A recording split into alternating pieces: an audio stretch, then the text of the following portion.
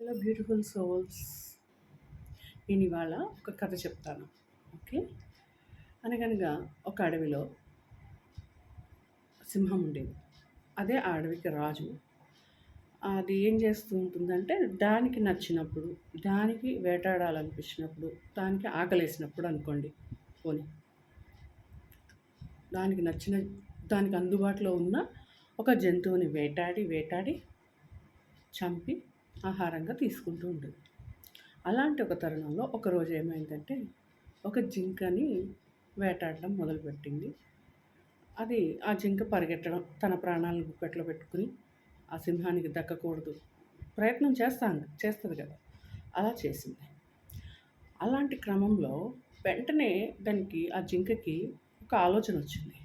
తనకి ఇంకా శక్తి ఉంది, ఇంకా ఇంకా పరిగెట్టగల శక్తి ఉంది, ఇంకా దూరంగా సింహానికి అందకుండా ఇంకొంత దూరం పరిగెత్తగల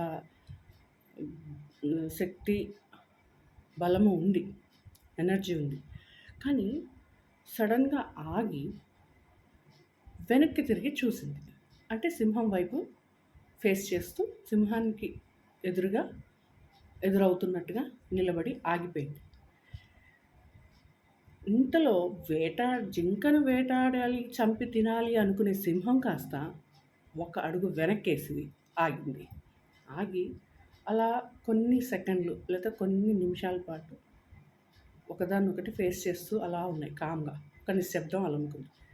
వెంటనే సింహం అనుకుంది, ఇది పరిగెత్తకుండా నా వైపు తిరిగింది అంటే ఇది నేను తినదగ్గది కాదు, అంటే నేను ఆహారంగా వేటాడి చంపదగ్గది కాదు. నా ఆహారం కోసం ఇంకా దేన్నైనా వెతుక్కుందాం అని చెప్పి మెల్లగా అడుగు వేసుకుంటూ ఆ జింక నుంచి దూరం అయిపోయింది. దీనిలో మీకేం తెలిసింది చెప్పండి? ఏంటి అంటే మనలో చాలామంది సమస్యలకి, లేకపోతే బలవంతులకి భయపడి పరుగులు పెడుతూనే ఉంటారు. అవి సందర్భాలు కావచ్చు, లేకపోతే మనల్ని ఇబ్బంది పెట్టే మనుషులు కావచ్చు. ఒక్కసారి మనం ఏమి చేయొద్దు. ఒక్కసారి మనలో ఒక శక్తి ఉందని మనని మనం నమ్మి ఆగి